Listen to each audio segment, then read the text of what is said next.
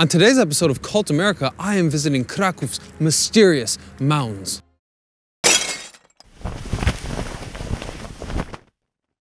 Now, a Sterka mound once existed at this football pitch. It was demolished in 1960s at the expense of giving the sports team a place to play. Now, I'm walking in the place where many historians speculate the mound actually once existed. And it's debatable as to why this mound existed. Some people believe that the great King Kazimierz built this as a tribute to his lover. Others believe that it was a fortified building at one time.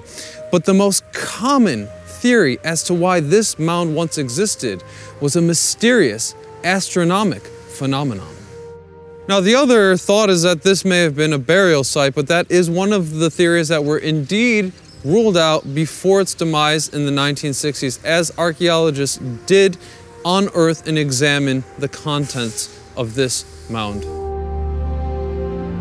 Whenever I come up on this fort, I really enjoy looking actually away from the fort at those hills, because those hills, they look unnatural, they look man-made, and that's for good reason. Underneath them is a buried Austrian-Hungarian fort, and whenever you walk around an area like that, it's just full of fantasies.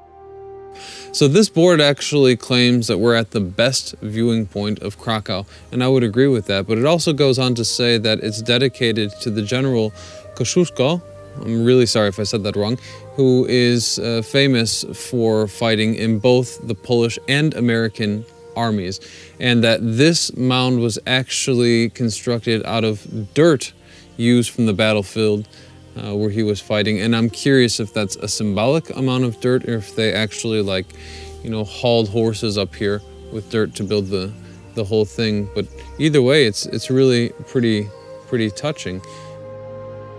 So on top of this mound is a rock dedicated to the general who this is a tribute to. And inside of the mound are urns containing soil from the battlefields where he fought. Now, nice piece of trivia, this was actually hauled all the way to Krakow from the Tatry Mountains. Now, around 1820, when they were building this, Poland was an occupied territory of other countries. Accordingly, Poles who resided within those territories contributed not only financial support, but physical labor to building this 112-foot monument. From up here you could really see everything: Krakow's Old Town, Nowa Huta, and a mound that the communists wanted to destroy.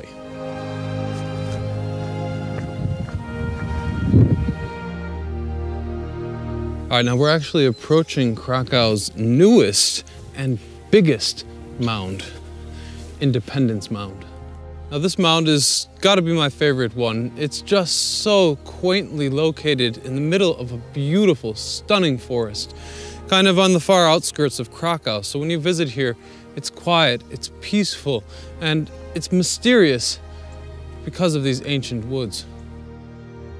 Now, having been constructed to commemorate Poland's re-established independence, this monument was a strong target for enemies of the sovereignty of Poland. For example, the German Nazis had vouched to flatten this monument as a statement of the future of the Republic of Poland. However, that plan was aborted in light of the enormous expense that it would have come at. Now, the communist-era government actually hated this monument to the point that they removed any mention of it from their publications. They also planted all of these trees surrounding the mount so that they could obscure it from the view of people in the city of Krakow. And it might sound funny that a government would go to such lengths to hide the existence of a hill. What you have to remember is that this hill represented a free Poland, a liberated Poland, a Poland that the communist government was desperate to repress. Now, by 1953, the granite tablet with the Legion's cross was removed. The cross sections which physically held this hill intact were also removed, and rain was devastating and eroding the monument. It was all but forgotten. It was in absolute despair.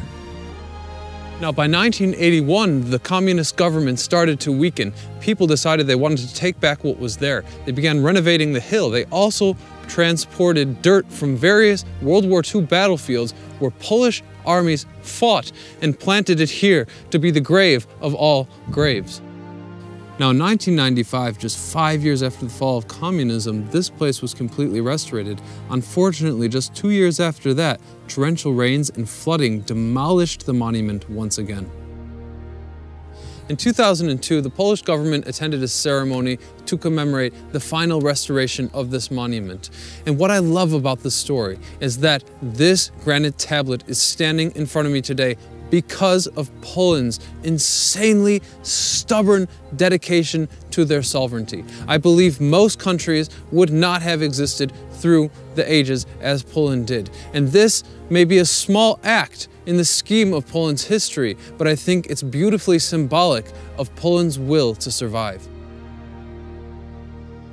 Now, adding to the mystery to this place, when archaeologists uncovered the mound to see what was in its core, they found mostly solid wood.